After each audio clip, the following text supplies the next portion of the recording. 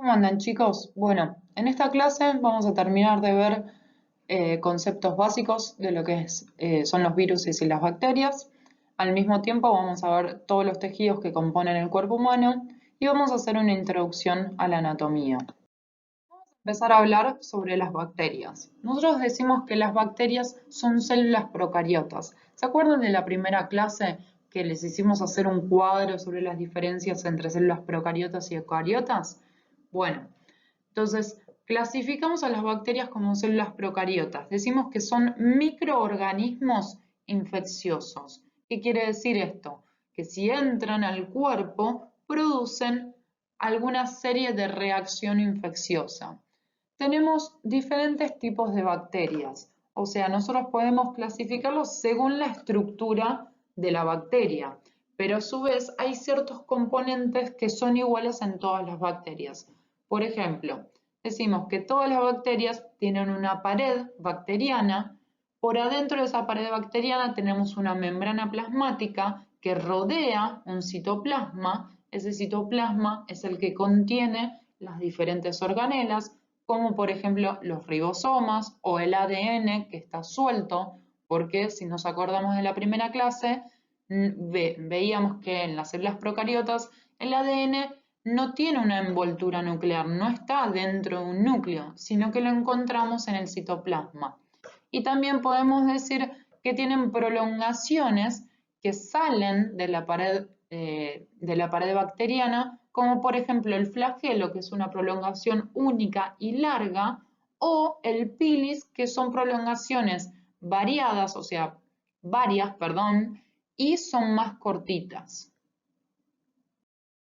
Vamos a empezar hablando sobre estos componentes que mencioné anteriormente. El primero es la pared bacteriana. Nosotros primero tenemos que ubicar que la pared bacteriana se encuentra por afuera de la membrana plasmática, ¿sí? Y según cómo esté conformada esta pared bacteriana, podemos clasificarlas en diferentes tipos de bacterias, que vendrían a ser las bacterias gram positivas o las bacterias gram negativas.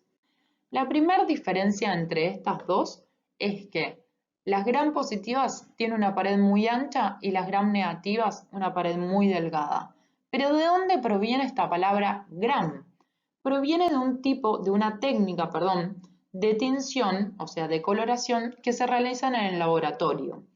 Entonces, nosotros usamos este tipo de tinción para poder diferenciar las bacterias con paredes más anchas, que vendrían a ser las gram positivas, de las bacterias con paredes más delgadas, que vendrían a ser las gram negativas. Hay otras dos diferencias bastante grandes entre las gram positivas y las gram negativas.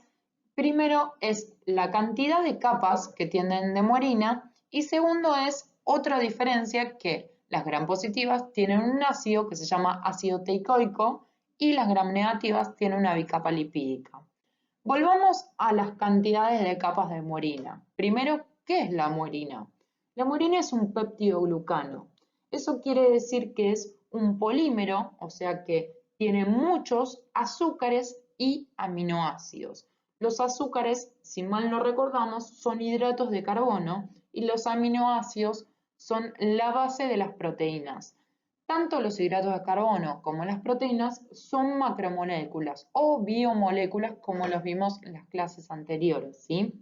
Entonces, tenemos que tener bien en cuenta que las gram positivas tienen muchas capas de este peptidoglucano, de esta muerina, ¿sí? Y las gram negativas, en cambio, tienen una sola capa.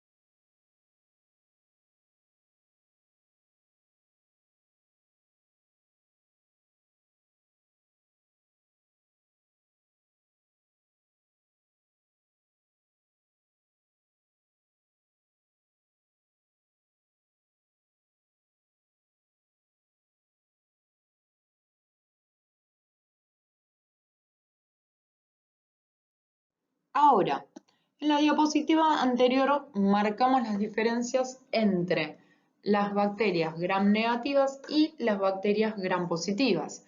Dijimos que las bacterias gram positivas tienen una pared muy ancha y a su vez tiene un número de capas muy grande de este peptidoglicano que se llama muerina.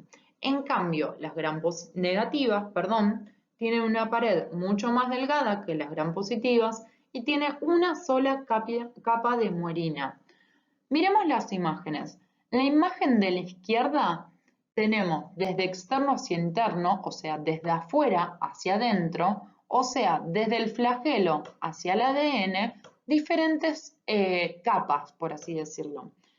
En principal tenemos una membrana externa que vendría a ser una bicapa lipídica y a su vez tenemos una estructura roja que vendría a ser este peptidoglicano, la muerina. Vemos que simplemente tiene una capa muy finita, o sea, una sola capa de muerina y por adentro después encontramos la membrana celular, o sea, la membrana plasmática propiamente dicha.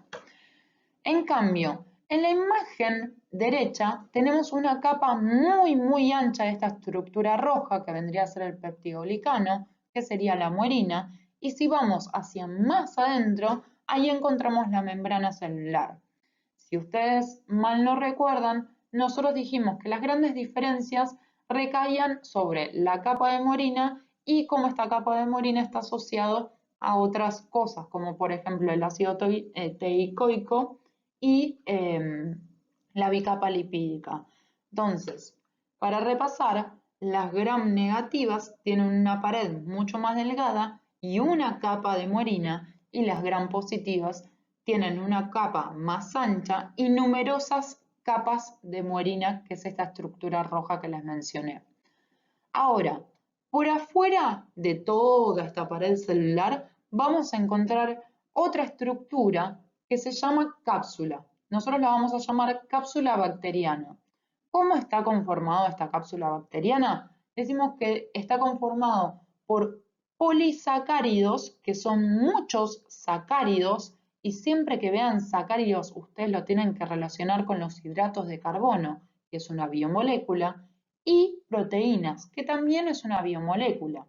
Ahora, el conjunto de polisacáridos, o sea, hidratos de carbono, más proteínas, forman una estructura que se llama el glicocálix. Y la cápsula bacteriana va a estar compuesto por toda esta estructura que la llamamos glicocálix. Ahora, las grandes diferencias entre la cápsula y la pared es que la cápsula cumple ciertas funciones que la pared no. Una de ellas, por ejemplo, es adherirse a otras superficies, o sea, gracias a este glicocálix puede unirse a otras superficies y a su vez permite protegerse de los ataques del sistema inmune. ¿Qué quiere decir esto? Que sería como la primera barrera de defensa que tiene la bacteria contra nuestro sistema inmune. Y nuestro sistema inmune es nuestras células actuando y reconociendo y, por así decirlo, matando a todo agente externo o que se reconozca como extraño que provenga de afuera. Este componente del que vamos a hablar es la membrana plasmática. Si ustedes se recuerdan, anteriormente les dije que la membrana plasmática estaba por adentro de la pared. También nosotros decimos que la membrana plasmática de las células procariotas es muy parecida al de las células eucariotas. Estas contienen proteínas, que son biomoléculas, los fosfolípidos, que es una clasificación dentro de los lípidos, que también son biomoléculas, el colesterol, que es una molécula que está asociada a los lípidos, y algo muy importante es que algunas bacterias no lo contienen, y los hidratos de carbono, que también son biomoléculas. A su vez, en la membrana plasmática vamos a encontrar enzimas. Las enzimas son proteínas que aceleran las reacciones químicas para llegar a un estado de equilibrio. Ahora, ¿qué quiere decir todo eso?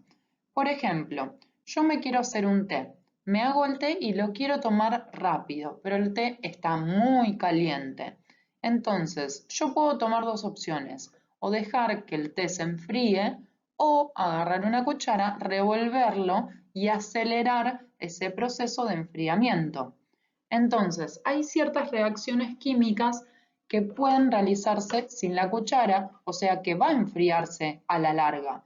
Pero si yo agrego la cuchara y acelero el proceso de enfriamiento, voy a obtener el mismo resultado, pero mucho más rápido que si no lo revuelvo al té. Entonces, para que ustedes entiendan, una enzima, acuérdense que es una proteína, que es un catalizador biológico, que acelera reacciones. Entonces, en la membrana plasmática vamos a encontrar enzimas que van a estar asociadas en procesos que utilizan oxígeno. A su vez, también vamos a encontrar mesosomas. Estos mesosomas decimos que es una penetración de la membrana hacia el interior del citoplasma, o sea, hacia el interior de la célula. ¿Y qué queremos con esto? O sea, ¿cuál es la función de esto? Nosotros vamos a encontrar que cuando la membrana plasmática toma ciertas curvas, o sea, se invagina, o sea, entra al citoplasma, vamos a aumentar la superficie donde puede hacer intercambio con el exterior y con el interior. No es lo mismo, por ejemplo, tener una membrana plasmática totalmente lisa que una membrana plasmática que tenga curvaturas, o sea, que entre al interior de la célula y después salga. A eso nos referimos con aumentar la superficie de intercambio. El siguiente componente que vamos a estudiar son los ribosomas. Los ribosomas son organelas. Nosotros habíamos estudiado anteriormente que un ribosoma se encuentra en el citoplasma, sea de una célula eucariota como una célula procariota. Entonces, hay ciertas características que tenemos que tener en cuenta, como por ejemplo, tenemos un montón de ribosomas distribuidos por todo el citoplasma de la célula de la bacteria. Y a su vez, tenemos que los ribosomas procariotas son muy parecidos a los ribosomas eucariotas, o sea que tienen la misma conformación. Si mal no recordamos, un ribosoma estaba compuesto por dos subunidades, una subunidad mayor y una subunidad menor. Y como muestra la imagen en la diapositiva, tenemos hacia la izquierda los ribosomas procariotas y hacia la derecha los eucariotas. Y como vemos, más o menos, están compuestos también por una subunidad mayor y una subunidad menor. Acuérdense que la función del ribosoma era la de síntesis de proteínas. Y esta síntesis, esta función no es exclusiva de los procariotas, sino también lo es de las células eucariotas. El siguiente componente a estudiar son los flagelos. Los flagelos, habíamos dicho en una de las primeras diapositivas, que es una prolongación única y larga. Ahora, esa prolongación puede ser única, como también puede tener muchas prolongaciones largas, ¿sí? En la imagen de la derecha hacia arriba vemos diferentes tipos de flagelos, o sea, diferentes tipos de bacterias con diferentes tipos de flagelos. Arriba de todo vemos una célula con un solo flagelo largo. Abajo vemos que del mismo sitio de origen de ese flagelo salen un montón de flagelos largos. Más abajo tenemos dos flagelos saliendo de diferentes sitios de origen. La idea de estas imágenes son que podemos tener un único flagelo o muchas cantidades de flagelos del mismo sitio de origen o de diferentes sitios de origen. Entonces, ¿cuál es la función del flagelo? La función principal es la de movilizar la bacteria. Vendría a ser como si fuese la cola de la bacteria que al moverse puede la célula en sí moverse. Es característico de cada bacteria, entonces el flagelo me permite poder diferenciar los tipos de bacteria. Y a su vez, el flagelo está compuesta por la flagelina. La flagelina decimos que es una proteína de filamento. Para que entiendan ustedes, esta flagelina, esta proteína de filamento es como si fuese el esqueleto del flagelo. Y también acuérdense que está ubicado por afuera de la membrana plasmática y se adhiere a través de anillos proteicos. La fimbria o el pili, que habíamos mencionado anteriormente, Dijimos que eran prolongaciones cortitas que estaban alrededor de la bacteria. Entonces, decimos que estos pilis son filamentos proteicos y acuérdense que son cortitos. Esa es la gran diferencia que tenemos con el flagelo, ¿sí? El flagelo es largo, el pili es corto. Entonces, estos se proyectan por afuera de la pared celular y sus funciones principales son las de adherirse a otra superficie, o sea, a otros tejidos, y a su vez pueden hacer una transmisión de genes entre bacterias. Como vemos en la imagen de la derecha, vemos a dos bacterias totalmente diferentes uniéndose por el pili y acercando y a su vez uniendo sus citoplasmas para poder transferir información genética. Acuérdense que los genes los tendríamos adentro del ADN. Para ir terminando con bacteria, vamos a hablar del ADN bacteriano. Acuérdense que hay ciertas características del ADN bacteriano que difieren del ADN de una célula eucariota. Por ejemplo, una de las grandes diferencias es que el ADN bacteriano no está envuelto en un núcleo, o sea, no tiene una envoltura nuclear. Por eso decimos que está disperso en el citoplasma, pero a su vez se contiene en una región específica. Y esa región o zona específica la vamos a llamar nucleoide. Para seguir caracterizando el ADN bacteriano, decimos que está compuesto por una sola molécula de ADN y este ADN es circular. Esta molécula de ADN es una doble cadena unida por un par de proteínas. Y a su vez tenemos los plásmidos, que son moléculas de ADN que están por afuera de esta zona específica que nosotros llamamos nucleoide. O sea, es extracromosómico, por afuera del cromosoma del ADN bacteriano. Y estos plásmidos se pueden replicar y transcribir. Acuérdense que la transcripción es una de las formas que este ADN se puede llegar a convertir en proteínas. Y esto es totalmente independiente del ADN bacteriano, o sea, del ADN cromosómico. Entonces, para resumir, tenemos el ADN bacteriano y los plásmidos, que son también moléculas de ADN, pero por fuera de la región que nosotros llamamos nucleoide. Bueno, vamos a hablar de los virus. Los virus son agentes infecciosos de diferentes tamaños y composiciones químicas. A un agente infeccioso habíamos dicho anteriormente que es un microorganismo que al entrar al cuerpo genera una infección. También decimos que son organismos acelulares. Esto quiere decir que no presentan ninguna estructura ni organización celular. Por ende, necesita la maquinaria de una célula viva para poder multiplicarse. Eso quiere decir que va a entrar, usar las organelas de una célula viva, como por ejemplo los ribosomas, para la síntesis de proteínas y así se puede multiplicar. Ahora, el virus puede estar formado por un ADN o un ARN. Está compuesta por una cápside, que es una cápsula que rodea al virus y es una estructura proteica. Y a su vez, por fuera de esta cápside, tiene una envoltura que está formada por lípidos y proteínas. Su forma puede ser muy variable y según cómo es su forma lo vamos a clasificar. Pueden ser helicoidales. Los helicoidales es como si fuese un resorte. Ahora vamos a ver más imágenes. Después pueden también ser poliédricos. Los poliédricos están compuestos por un montón de ángulos y lados. O pueden ser de ambas formas.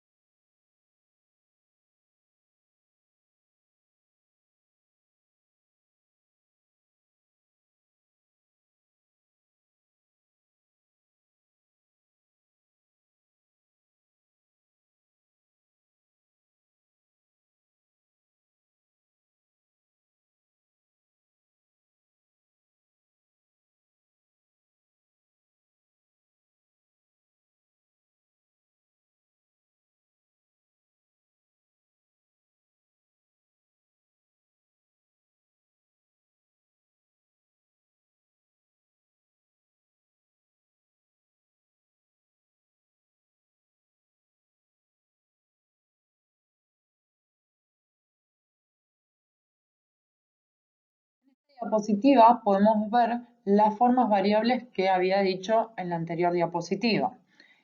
En la imagen de la izquierda vamos a tener un virus que lo llamamos mixto. Tiene un conjunto entre los helicoidales y los poliédricos. Si vemos, la parte superior es poliédrica, tiene varios ángulos y varios lados, varias caras, que vendría a ser la cabeza del virus. Y después este tiene una cola que es como si fuese un resorte enrollado, que es lo que les decía anteriormente, y varias patas de la cola. En la imagen de la derecha, en cambio, vemos un virus que es poliédrico. Acá vemos que a este virus poliédrico le van a salir un montón de patitas, por así decirlo, ¿sí? Esto me va a indicar de que este virus tiene una forma poliédrica. Y para ir terminando, tenemos más ejemplos de los virus y podemos ver diferentes imágenes. Podemos ver los helicoidales, los poliédricos y un mixto. La imagen que está a la izquierda y hacia arriba, vemos como si fuese un resorte. ¿Lo ven? Entonces, este resorte, decimos que este virus tiene una forma helicoidal. El de la derecha, arriba, decimos que es poliédrico, y el de abajo vemos que es un mix de ambos dos. Tenemos una cabeza que es poliédrica y una cola que es helicoidal. Esta cola a su vez tiene unas mini colitas que le salen, que las llamamos fibras de la cola.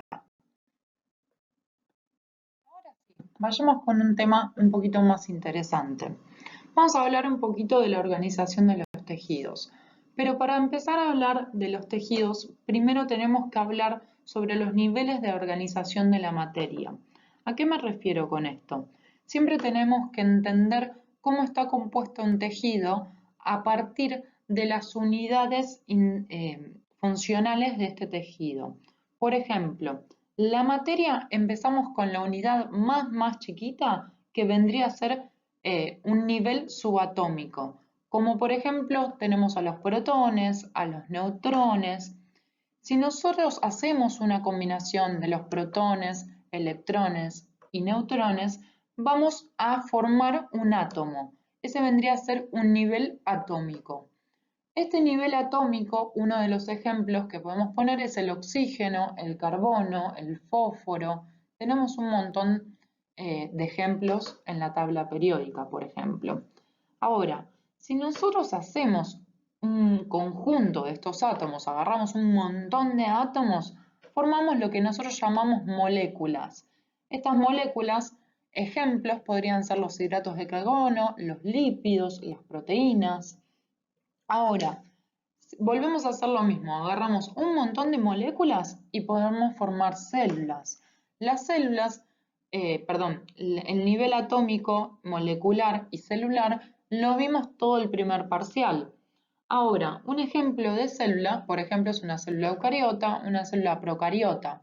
Dentro de las células eucariotas vamos a encontrar las células animales y las células vegetales. Y dentro de las células animales podemos llegar a encontrar ejemplos como por ejemplo una neurona. Una neurona entonces decimos que es una célula. Y por ejemplo yo agarro muchas neuronas y formo básicamente un tejido. Ese tejido lleno de neuronas voy a llamarlo tejido nervioso. Y por ejemplo yo agarro varios tejidos, no solo el tejido nervioso, y formo lo que nosotros llamamos los órganos. Un órgano, por ejemplo, es el cerebro, el estómago, los ojos, diferentes tipos de órganos formados por diferentes tejidos. Ahora, si yo agarro un conjunto de órganos, por ejemplo, yo agarro el cerebro, agarro el cerebelo, la médula espinal, yo formo un sistema de órganos. Y este sistema de órganos en particular se llama sistema nervioso. Lo que yo me estoy refiriendo a todo esto es que siempre cuando hablamos de un tejido tenemos que entender cómo ese tejido está compuesto para poder entender las funciones y siempre va desde lo más chiquito hacia lo más grande. Antes de empezar a nombrar los diferentes tejidos que encontramos en el cuerpo, primero tenemos que definir qué es un tejido. Como vimos anteriormente en los niveles de organización, nosotros decimos que un tejido está compuesto por un conjunto de células y acá le agregamos que cumplen la misma función. Entonces, según el tamaño y la forma de las células o la cantidad y el material de sus células, van a formar, diferentes tejidos. Entonces, tenemos cuatro tejidos principales, que son el tejido epitelial, el tejido conjuntivo, el tejido muscular, que seguramente lo habrán escuchado nombrar, y el tejido nervioso, que se los nombré anteriormente.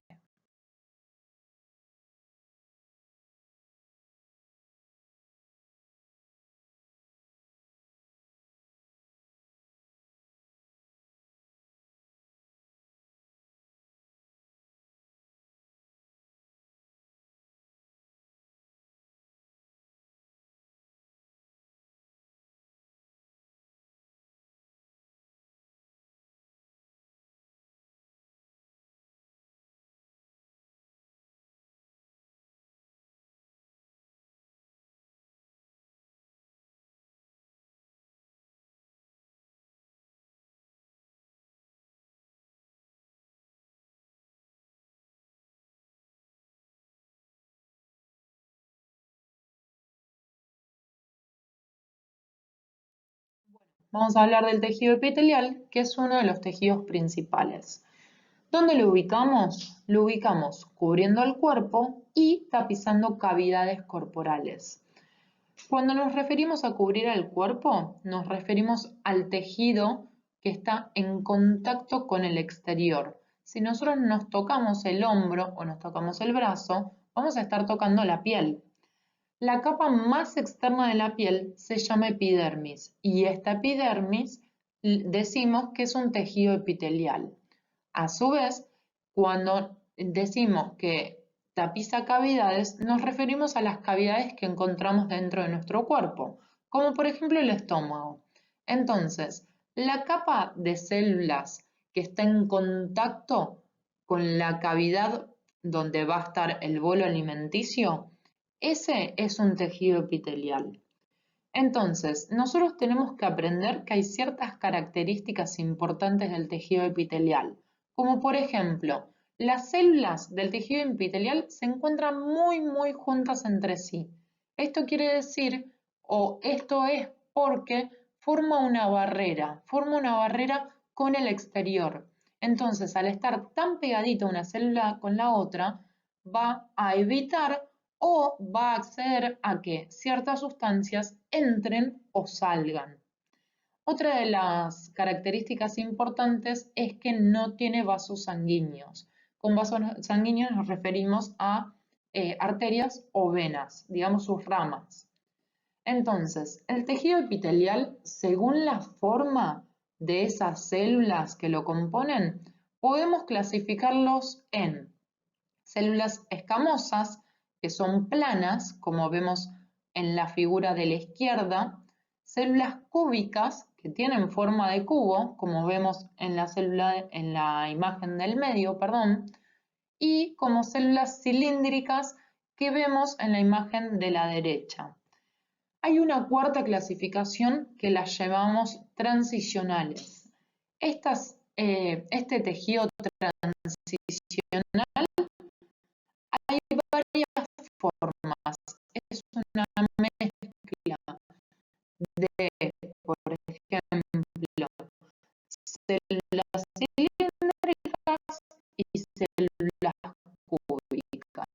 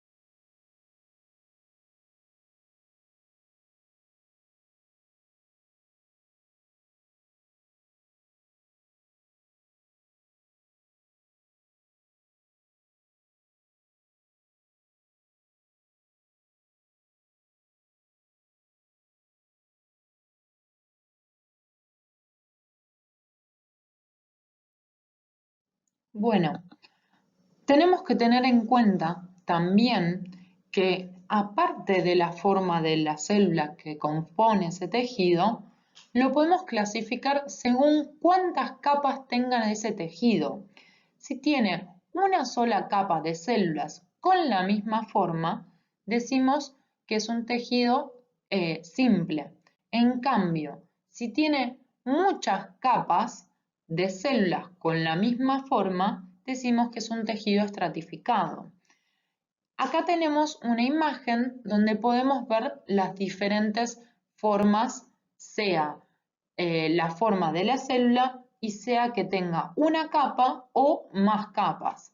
Entonces, si empezamos de izquierda a derecha en la parte más superior, vemos que la primera imagen es una fila, una sola capa de células y todas esas células son planas. Entonces, a este lo llamamos simple escamoso. Si vamos más hacia la izquierda, vemos que también tenemos una sola capa de células, pero estas ya no son planas, estas son cúbicas. Entonces a este lo llamamos simple cúbico. Si vamos más a la izquierda todavía, vemos que tenemos el simple columnar, que el columnar también lo llamamos cilíndrico. Entonces tenemos una sola capa de células, pero todas tienen la misma forma y todas esas formas son cilíndricas.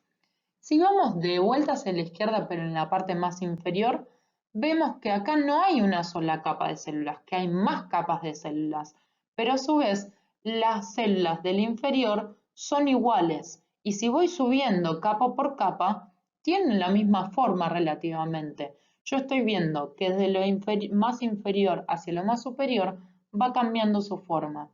Lo más inferior tiene células cilíndricas y voy yendo hacia más arriba y veo que esas cilíndricas se convierten en cúbicas y esas cúbicas se convierten en planas.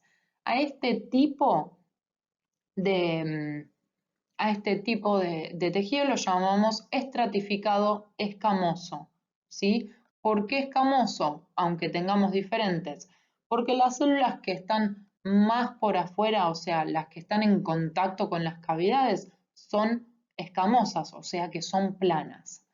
Ahora, si nosotros vamos más hacia la izquierda, vemos un tejido que tiene dos capas de células y acá son todas iguales, ¿sí? Son todas cúbicas. Entonces a este lo llamamos estratificado cúbico.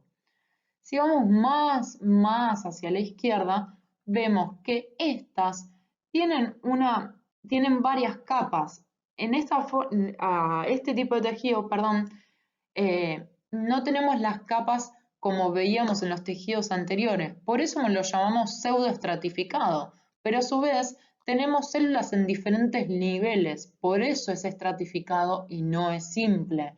Y estas células tienen formas cilíndricas o también llamadas columnar, por eso lo llamamos tejido pseudoestratificado columnar. Y nos quedamos con la última clasificación, que es el transicional, que es lo que hablábamos anteriormente. Tenemos todo tipo de células de diferentes formas y no podemos llegar realmente a reconocer ciertas células, o sea, ciertas formas de las células. Entonces, para ir terminando con tejido epitelial, ¿cuáles son sus funciones? Acá en esta diapositiva tenemos un rejunte y un resumen de las funciones que cumplen. Acuérdense que una de las cosas, de las características principales del tejido epitelial es que las células están bien pegaditas una al lado de la otra. Entonces, podemos decir que al formar esta barrera, una de sus funciones va a ser el de protección, o sea que va a proteger al tejido que está por atrás de las cosas que están pasando por delante. Por ejemplo, anteriormente dijimos que el tejido epitelial se encuentra en la capa que está más en contacto con el bolo alimenticio en el estómago.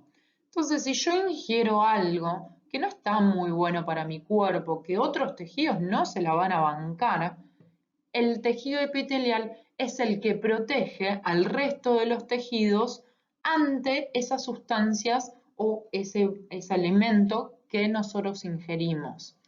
También cumple otras funciones, como por ejemplo el transporte transcelular, la secreción y absorción. ¿A qué nos referimos con todo eso? Mismo también lo de la barrera celular. Al formar una barrera, yo decido qué es lo que entra y qué es lo que sale. ¿Qué es lo que entra? Lo llamo absorción, o sea que viene desde afuera hacia adentro. ¿Y qué es lo que sale? Lo llamo secreción y va desde afuera hacia adentro. El transporte transcelular también no solo quiere decir que absorbe o secreta cosas, sino que hay otro tipo de transporte de ciertas moléculas. Por ejemplo, en el intestino, si yo quiero absorber hidratos de carbono, bueno, es uno de los ejemplos de transporte transcelular. Y a su vez, tiene una función súper importante, que es la función receptora. ¿Qué quiere decir eso? Que en el tejido epitelial tiene receptores que recibe señales de otros lugares y las traduce hacia el interior, o sea, manda el mensaje ese que recibió al interior del órgano para cumplir una función. El tejido que vamos a estudiar es el tejido conjuntivo. Este tejido también va a tener ciertas características que las vamos a ir viendo, pero hay una particularidad súper importante, es que este tejido conjuntivo presenta formas muy variables. Ahora lo vamos a ir viendo en diferentes ejemplos para que ustedes puedan llegar a entenderlo. Otras características es que es muy abundante, está muy distribuido en el cuerpo y constituye membranas delicadas, como por ejemplo fascias, que es tejido conjuntivo que recubre músculos, por eso dicen que son finas como el papel y mantienen unidas estructuras y le dan forma. Después también constituye cordones fuertes y resistentes, por ejemplo los ligamentos. Si ustedes conocen algún tipo de ligamento, sabrán que hay ciertos ligamentos que unen un hueso con otro hueso. Y eso va a recubrir una articulación, o sea que va a reforzar una articulación. Y también constituye los líquidos, y el ejemplo típico del líquido es la sangre. Entonces, nosotros podemos decir que la sangre es un tejido, específicamente podemos decir que es un tejido conjuntivo. Entonces, resumiendo un poquito lo que hablamos recién, lo podemos encontrar en la piel, por debajo de la epidermis, en las membranas, en los músculos, recubriendo los músculos, por ejemplo, en los huesos, en los nervios y en cualquier órgano interno. Bueno, una de las diferencias bastante marcadas del tejido conjuntivo y el tejido epitelial es que el tejido conjuntivo no tiene las células tan juntas, están un poquito más separadas. Y si mal no recordamos de las primeras clases, entre célula y célula existe una sustancia, un líquido, que se llama líquido intercelular. Entonces, si yo tengo las células muy pegaditas una a otra, entre medio no va a haber tanto líquido intercelular. En cambio, en el tejido conjuntivo, como las células están más separadas entre sí, va a haber más líquido. Entonces, un tejido conjuntivo va a estar compuesto por diferentes componentes. Uno de ellos son las células, que ahora lo vamos a ver específicamente en cada tejido. Va a estar compuesto también por fibras y la sustancia intercelular, como mencionábamos anteriormente. Entonces, a esta sustancia intercelular también la podemos llamar matriz. Entonces, decimos que la calidad estructural y el aspecto de la matriz y de las fibras van a determinar cuál es la cualidad del tejido conjuntivo. Y los principales tejidos conjuntivos que conocemos o que vamos a conocer es el tejido conectivo, el tejido adiposo o la grasita que tenemos a veces abajo de los brazos o en la panza, el tejido fibroso, el tejido óseo que vendrían a ser los huesos, el tejido cartilaginoso que compondrían los cartílagos y el tejido sanguíneo como mencionamos anteriormente. En el anterior mencionamos que el tejido está compuesto por células, fibras y sustancia intercelular. Ahora, estas células están graficadas en esta diapositiva. Entonces, nosotros decimos que a partir de una célula mesenquimática indiferenciada, que es una célula que tiene mucha capacidad para diferenciarse, o sea, para convertirse en cualquiera de estas células que nosotros vemos, vamos a tener diferentes linajes. Los linajes los llamamos las líneas que se pueden convertir esta célula. Supongamos que tenemos una célula que sería la abuela, la célula mesenquimatosa, y esa abuela puede tener un montón de hijos. Y estos hijos vendrían a ser el condroblasto, el adipocito, el fibroblasto, y cada uno de esos hijos va a tener a su vez, o va a conformar, o sea, va a tener otras células, o va a conformar un tipo de tejido, para que lo entiendan. Entonces, la célula mesenquimática indiferenciada, quiere decir que todavía no tomó ningún camino, puede llegar a ser un condroblasto. El condroblasto, a su vez, se puede diferenciar o se puede convertir en otra célula que se llama condrocito. Y el condrocito va a terminar formando parte del tejido cartilaginoso. Otro ejemplo son los adipocitos. Vienen también de la célula mesenquimática indiferenciada. Y, a su vez, los adipocitos forman lo que nosotros conocemos como el tejido adiposo o la grasita. También tenemos los fibroblastos, que forman el tejido conectivo propiamente dicho. Ahora lo vamos a ver en qué lo forma. Tenemos los osteoblastos, que se pueden convertir en osteocitos y formar el tejido óseo.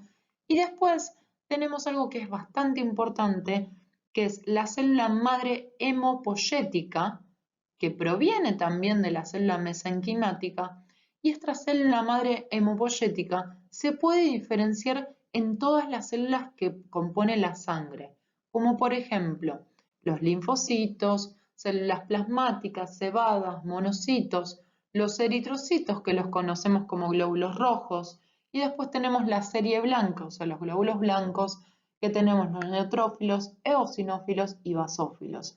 También es importante que sepan que en los glóbulos blancos también están los linfocitos que mencioné anteriormente. Para ir terminando con el tejido conjuntivo, vamos a hablar de sus funciones. Acá dice, las funciones son tan variadas como su estructura y su aspecto. Anteriormente habíamos dicho que el tejido conjuntivo puede tomar cualquier forma. Entonces, dependiendo de la forma que tome y las células que lo compongan, puede formar diferentes tejidos. Como por ejemplo vimos el tejido conectivo, que habíamos dicho que el tejido conectivo sostiene los tejidos epiteliales. También vimos el tejido adiposo, por ejemplo, que forma la grasita.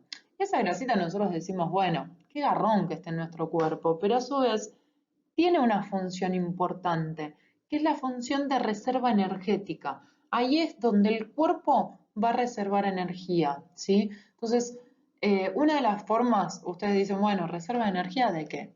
Si yo me la paso un día entero o 2 días enteros sin comer, el cuerpo va a necesitar igualmente energía y ese es uno de los lugares donde va a buscar energía. También hablamos sobre el tejido fibroso y lo que no les mencioné, que me olvidé, es que el tejido fibroso va a estar compuesto por fibras de colágeno o fibras elásticas que le va a dar forma a ese tejido, ¿sí? Como por ejemplo en la piel.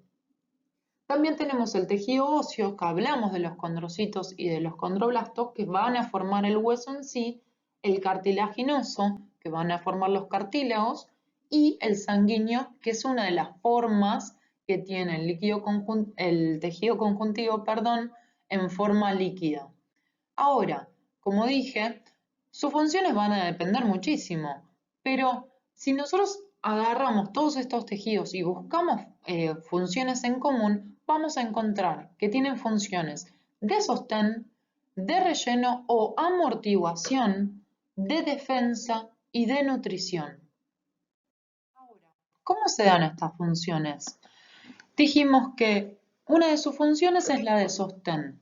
Este sostén es proporcionado a los órganos gracias a que el tejido conjuntivo forma tejido óseo, o sea, hueso, y también forma tejido cartilaginoso, o sea, cartílagos.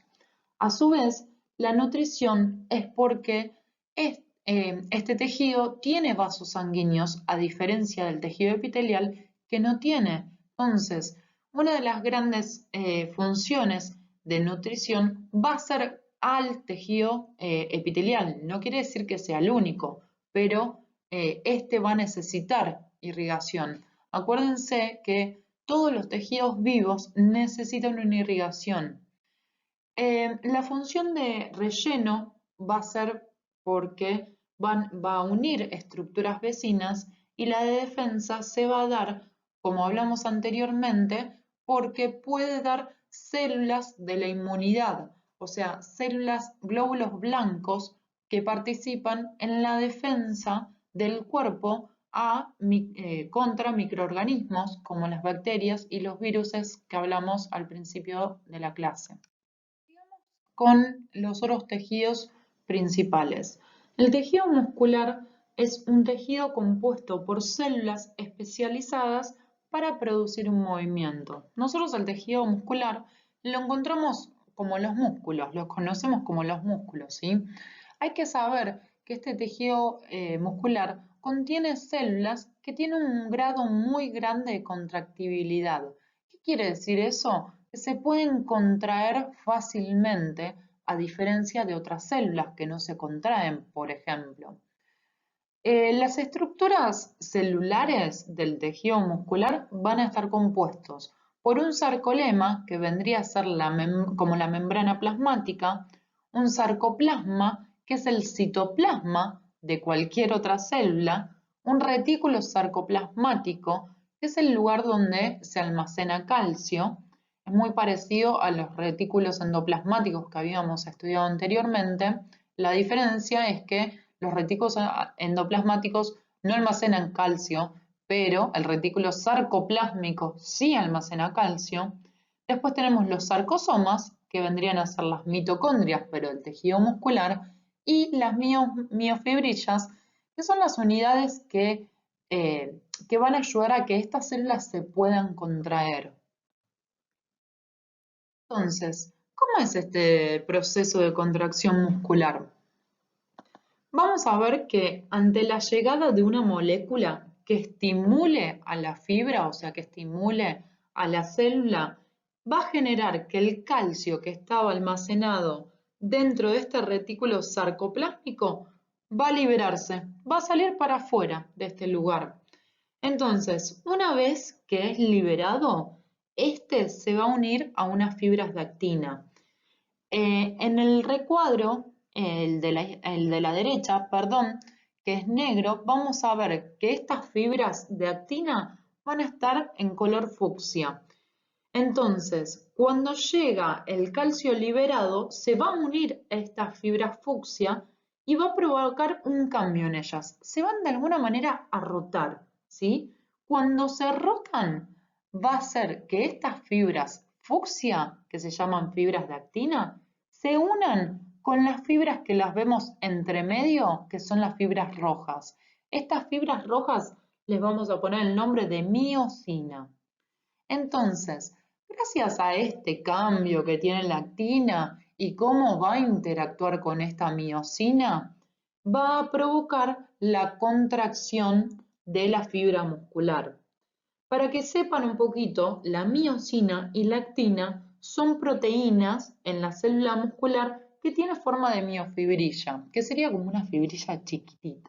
Y mio viene de muscular, entonces es una fibrilla dentro del músculo. Bueno, ahora que ya sabemos un poquito cómo ocurre la contracción muscular, vamos a clasificar a los músculos en tres: el músculo esquelético, el músculo cardíaco y músculo liso. El músculo esquelético, para que se den una idea, forma parte de un sistema que nosotros llamamos sistema locomotor.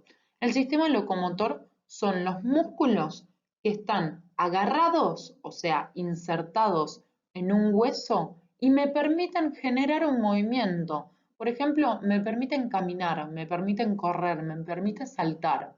Ese es el músculo esquelético. Ahora, el músculo cardíaco, como su nombre lo dice, es el músculo que compone el corazón.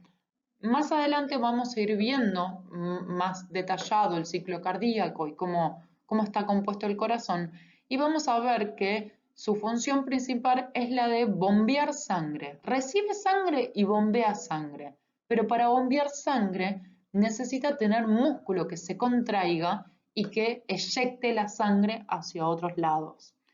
Y por último tenemos el músculo liso. El músculo liso va a estar en ciertas cavidades del cuerpo del cual yo no voy a tener control. Por ejemplo, van a estar en las paredes los vasos sanguíneos y los órganos huecos. ¿Qué quiere decir esto que yo no voy a tener control? Que yo no pienso si quiero contraer o quiero dilatar una arteria. Simplemente mi cuerpo lo hace de una manera involuntaria. Entonces, esquelético para caminar,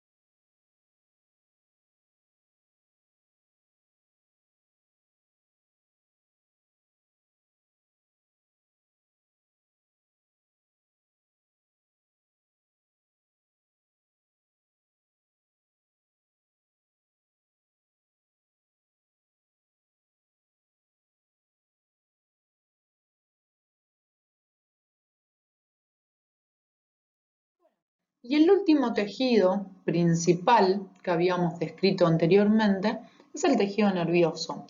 Anteriormente les estuve ya mencionando un poquito del tejido nervioso. Entonces vamos a decir que este tejido, como cualquier otro tejido, está compuesto por células. Ahora, el tejido nervioso va a estar compuesto por dos tipos de células. Una se van a llamar neuronas y las vamos a decir que son las unidades funcionales y conductoras del sistema nervioso. ¿Qué quiere decir que son unidades funcionales?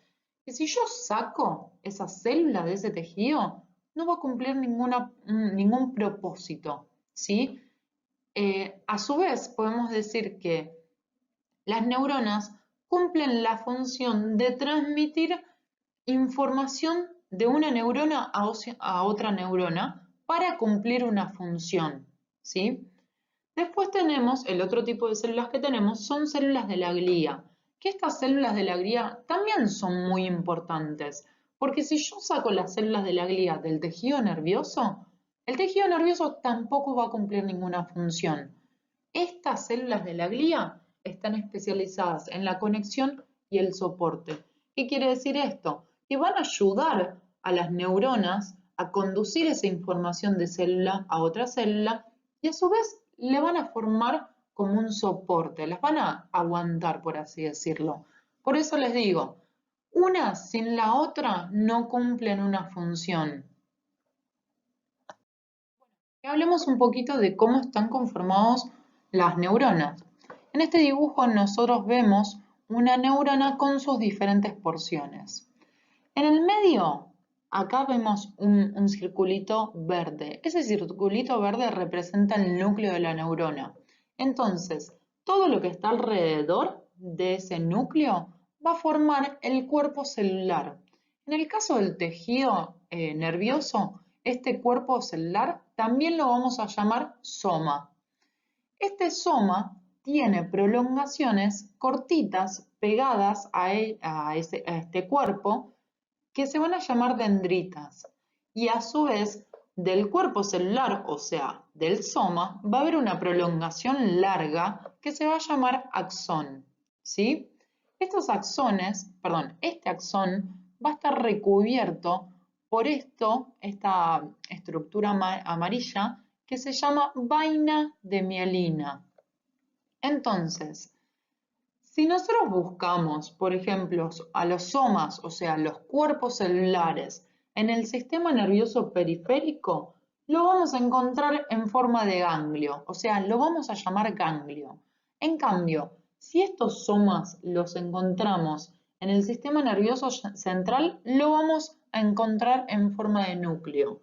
Es exactamente lo mismo, pero uno lo encontramos bien en los órganos que componen el sistema nervioso central y por afuera del sistema nervioso central, como no puede formar núcleos, va a formar lo que llamamos ganglios. Acá en esta diapositiva vemos dos imágenes. La imagen superior está representando una neurona solita y vemos que tiene un núcleo, alrededor de ese núcleo tiene ese cuerpo celular llamado soma, y de ese soma entran un montón, digamos, salen un montón de prolongaciones cortitas que las llamamos dendritas. También vamos a ver que de ese soma va a salir una prolongación larga y única que se llama axón y que alrededor de ese axón tiene como una estructura blanca que esa estructura, mencioné anteriormente, se llama la vaina de mielina. La mielina vendría a ser un lípido. El lípido, como habíamos visto antes, es una biomolécula.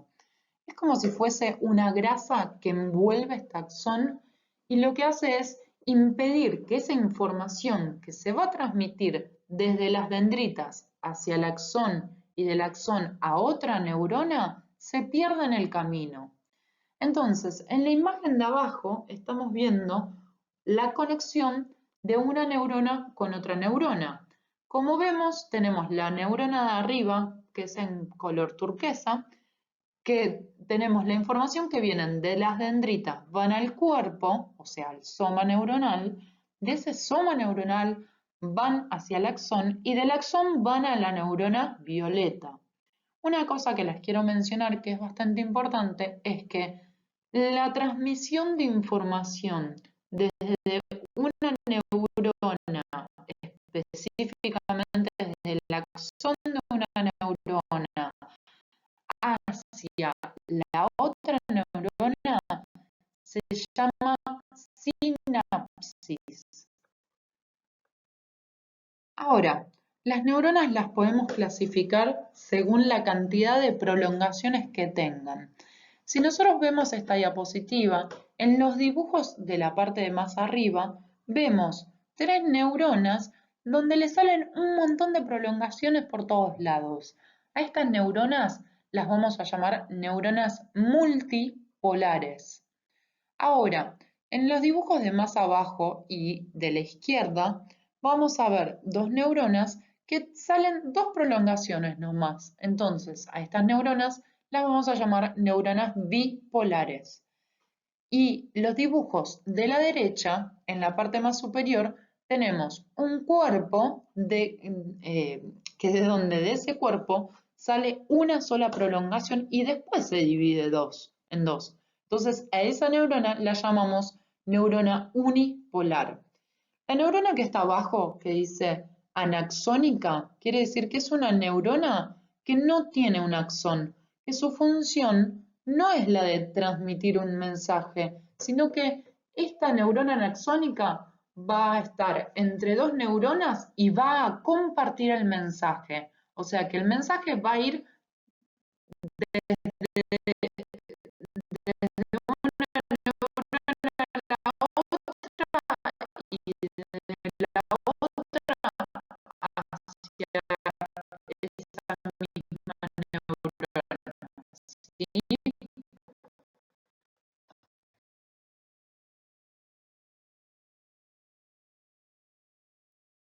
Ahora, las segundas células que habíamos hablado que componían el tejido nervioso eran las células de la neuroglía. Estas células de la neuroglía son varias, no es que es una sola. Entonces, tenemos los astrocitos, que son células que tienen un montón de patitas, que las vamos a ver como estas células celestes, que esas patitas van a estar eh, contactando los vasos sanguíneos y va a formar uno de los soportes estructurales del tejido. A su vez, tenemos los oligodendrocitos que están en amarillo, están en rosa. Estos oligodendrocitos van a formar lo que les había mencionado anteriormente, que se llama la vaina de mielina, y esa vaina de mielina va a favorecer la conducción de ese impulso, de esa información que pasa por el axón. ¿Cómo? Evitando que esa información salga del axón hacia el exterior. O sea que se mantiene la información desde una punta hacia la otra. Después tenemos la microglía, que forma parte de la nutrición de las neuronas, y tenemos las células del epéndimo, que van a participar en la remoción de los desechos y la defensa del sistema nervioso. Bueno, y para ya ir terminando, vamos a hablar de las funciones del tejido nervioso. Les prometo que queda muy poquito de la clase. Entonces, la función bastante esencial del tejido nervioso es la de coordinar el funcionamiento de diferentes órganos. ¿Qué quiere decir esto? El sistema nervioso va a controlar, por ejemplo, a cada órgano del sistema digestivo que cumple una función en particular. Entonces, nosotros ingresamos alimento a nuestro cuerpo, el estómago lo va a degradar, el intestino grueso y delgado van a absorber y van a formar las heces. Entonces, toda esa coordinación va a estar dada gracias al tejido nervioso. A su vez tenemos otras funciones, como por ejemplo responder a estímulos, eh, y eso lo podemos ver, por ejemplo, si nosotros prendemos la hornalla y ponemos la mano arriba del fuego, nuestra respuesta al estímulo de calor y que me estoy quemando va a ser retirar la mano. O sea, de alguna forma va a proteger al cuerpo ante diferentes estímulos, respondiendo a esos estímulos. Y también elaborar una respuesta, como les dije, si yo tengo la mano arriba de la hornalla y me estoy quemando, no solo mi cuerpo está recibiendo un estímulo de que me estoy quemando, sino que va a sacar la mano y va a elaborar una respuesta que es una respuesta para salvar el cuerpo, para cuidar al cuerpo de una manera, ¿no? Y después, la última función es adaptar al individuo a los cambios del medio. No es lo mismo que tengamos una persona que vive en el medio de la selva como la persona que vive en el medio de la ciudad. Entonces, ayuda en formas diferentes a poder que esa persona eh, pueda adaptarse a diferentes cambios. A eso se refiere particularmente.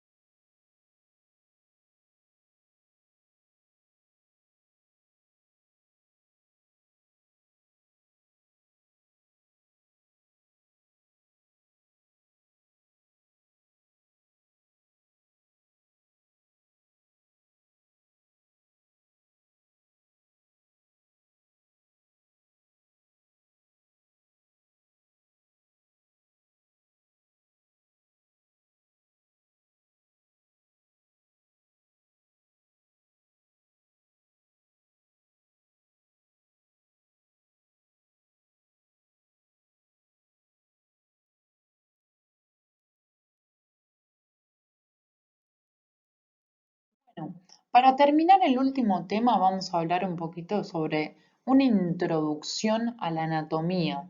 Y siempre que pensamos un tema nos tenemos que preguntar cuál es el significado de esa palabra.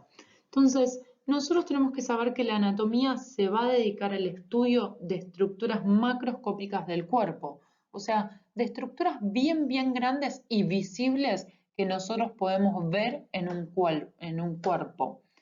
Entonces, decimos que la anatomía es la ciencia de las estructuras corporales y de las relaciones entre las distintas estructuras.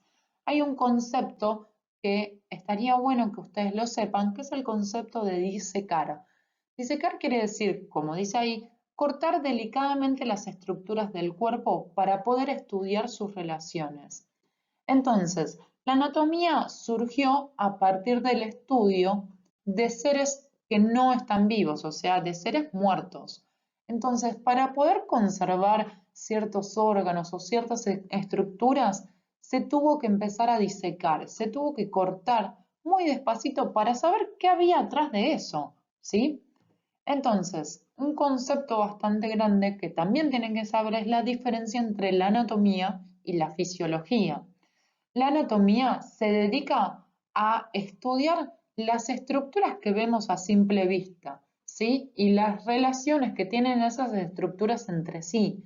En cambio, la fisiología se dedica a estudiar la función de esa estructura. Un ejemplo es el riñón. Yo puedo decir que el riñón tiene una cara anterior, una cara posterior, un polo superior, un polo inferior, pero yo no estoy hablando de la función. En cambio, la fisiología, cuando ve el riñón, no ve todo eso que dije antes, ve que el riñón forma orina, ¿sí? Otra de las definiciones que también tienen que saber es anatomía descriptiva o también llamada la anatomía sistemática. La anatomía descriptiva es el estudio de la forma y estructura del cuerpo a través de sistemas, órganos o aparatos que lo componen. Por ejemplo, anteriormente habíamos mencionado el sistema locomotor. Nosotros dijimos que ese sistema locomotor son los músculos esqueléticos que permiten al cuerpo sostenerse en pie y realizar algún tipo de movimiento, como por ejemplo caminar. Entonces, lo que nosotros queremos estudiar acá es cómo es que el aparato puede cumplir esa función, ¿sí? No estamos abocándonos tanto a cuál es la función que cumple, sino cómo cumple esa función, a partir de qué estructuras cumplen esa función.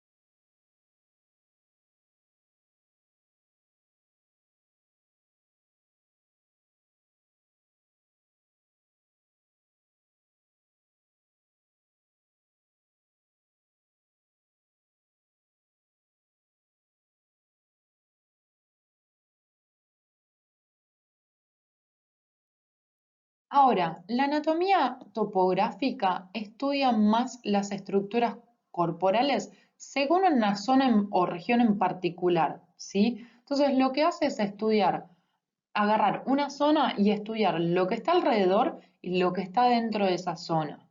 A eso, lo que está alrededor, lo llamamos el continente, que vendría a ser los límites.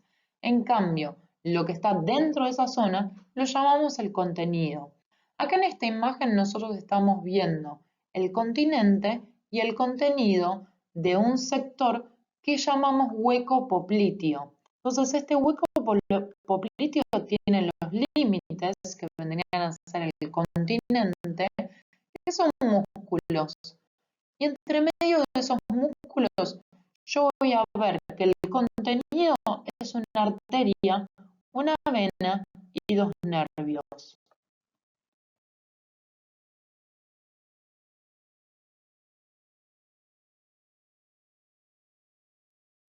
Tenemos lo que llamamos la anatomía de superficie. La anatomía de superficie es la anatomía visible a simple vista. En estas imágenes estamos viendo cómo, por ejemplo, en un brazo de un hombre podemos diferenciar diferentes estructuras, como podemos diferenciar el músculo bíceps que se encuentra en la cara anterior del brazo, o también podemos diferenciar diferentes venas. Por eso decimos que la anatomía de superficie es el estudio de salientes y depresiones. Son estructuras que se pueden palpar y que se pueden visibilizar a simple vista. Para ir un poquito más allá, vamos a hablar del concepto de órgano. Como vimos anteriormente, en un nivel de organización de la materia, si nosotros agarramos un conjunto de células, formamos un tejido. Y si agarramos un conjunto de tejidos, formamos lo que llamamos un órgano. Un órgano también lo podemos encontrar en algún libro, en algún lugar, como víscera, ¿sí? Entonces, un órgano es un conjunto asociado de tejidos que comparten una estructura y una misma función. Y acá tenemos tres imágenes diferentes, que tenemos el corazón, que comparten una función de recibir sangre y eyectar sangre. Tenemos el cerebro, que está compuesto por el tejido nervioso y tenemos diferentes funciones, como por ejemplo la de sobrevivir, responder, lo que habíamos hablado anteriormente. Y tenemos en la última imagen a la izquierda, perdón, a la derecha, el hígado, que tiene también millones de funciones. Mi punto es, hay que tener bien en cuenta los niveles de organización para saber que si hablamos de un tejido, hablamos de un conjunto de células, y si hablamos de un órgano, hablamos de un conjunto de tejidos.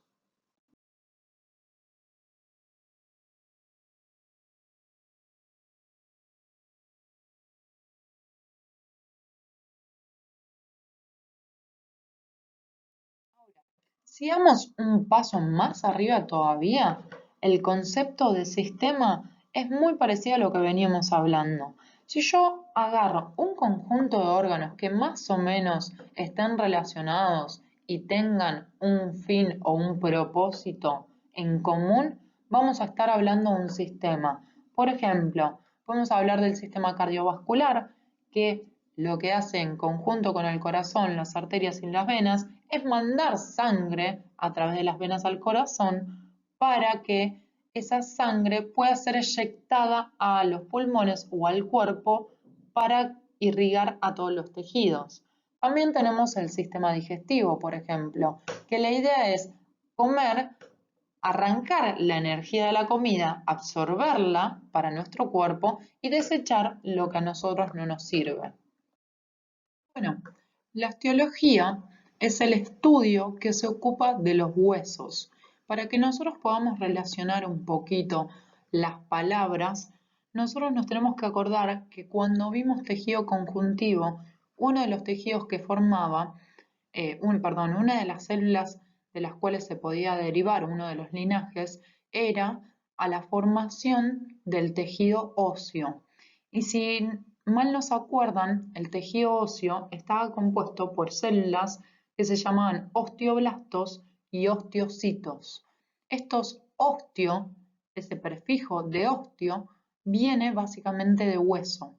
Entonces, si yo les digo osteología, sí o sí, eso lo tienen que relacionar con el estudio de huesos. Astrología, en cambio, es el estudio de las articulaciones. Traten de relacionar la palabra con articulaciones. ¿Qué es una articulación? Es la unión o un conjunto de partes blandas y duras. Por ejemplo, la unión de dos huesos o más huesos. Ese conjunto va a formar lo que nosotros conocemos como una articulación. En la imagen podemos ver que nosotros tenemos millones de articulaciones en el hueso. Gracias a eso nosotros podemos darle movimiento al esqueleto para cumplir diferentes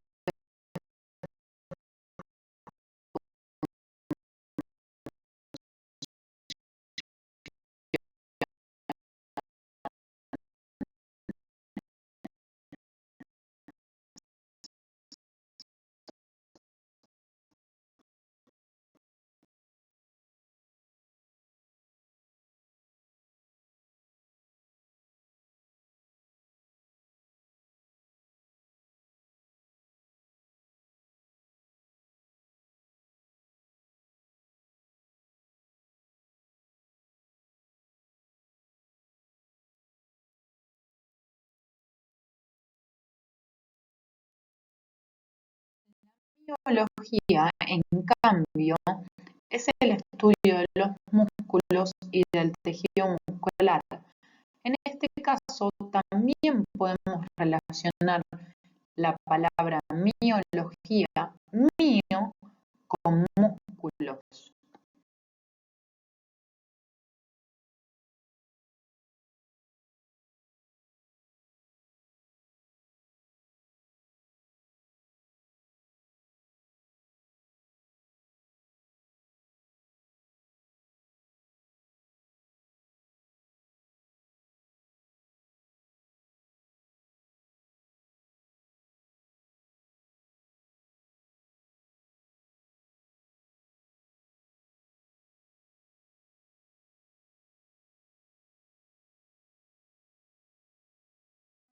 La angiología es el estudio de los órganos destinados a que la sangre pueda circular.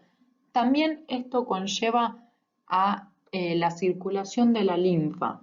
La linfa es un líquido transparente que recorre los vasos linfáticos y a su vez esta circulación, este sistema de circulación de la linfa está conectado al sistema sanguíneo.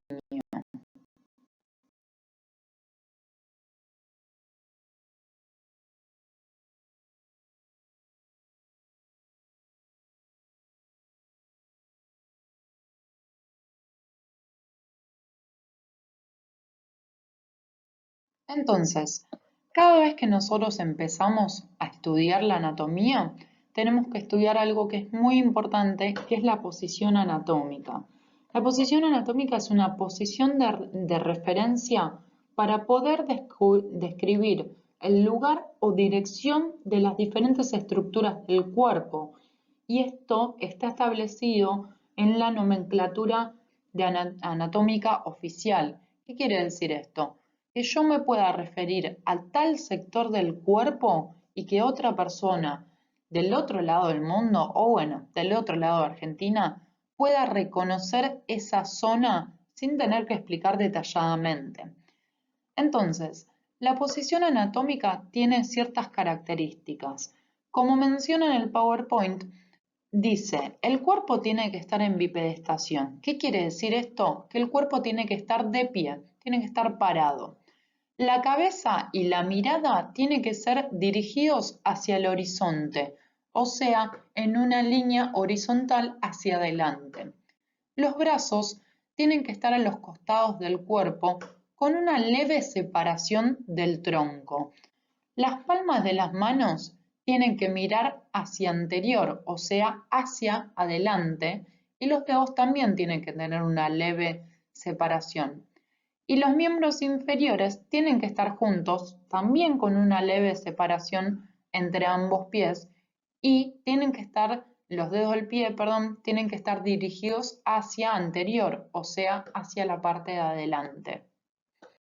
Ahora, también podemos dividir al cuerpo en regiones, las llamamos regiones anatómicas.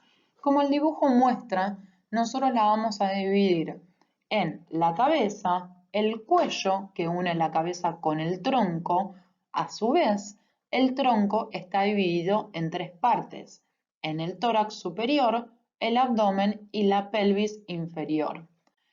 A todo esto tenemos los miembros, que serían los miembros superiores, y los miembros inferiores adosados a este tronco. El miembro superior, a su vez, se divide en diferentes regiones, que serían el hombro, el brazo, que va desde el hombro hasta el codo, el antebrazo, que va desde el codo hacia la muñeca, y la muñeca, que une el antebrazo con la mano.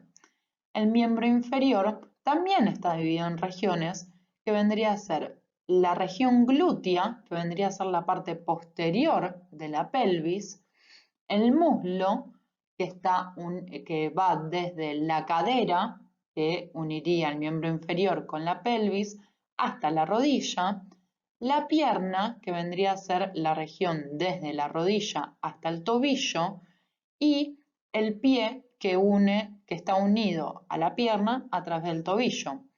Hay ciertas partes que van a conformar articulaciones, como por ejemplo la región del hombro, tenemos la articulación del hombro, la región del codo, de la muñeca, de la rodilla o del tobillo, y el resto de las zonas van a estar comprendidas a partir de esas zonas donde están las articulaciones, ¿sí?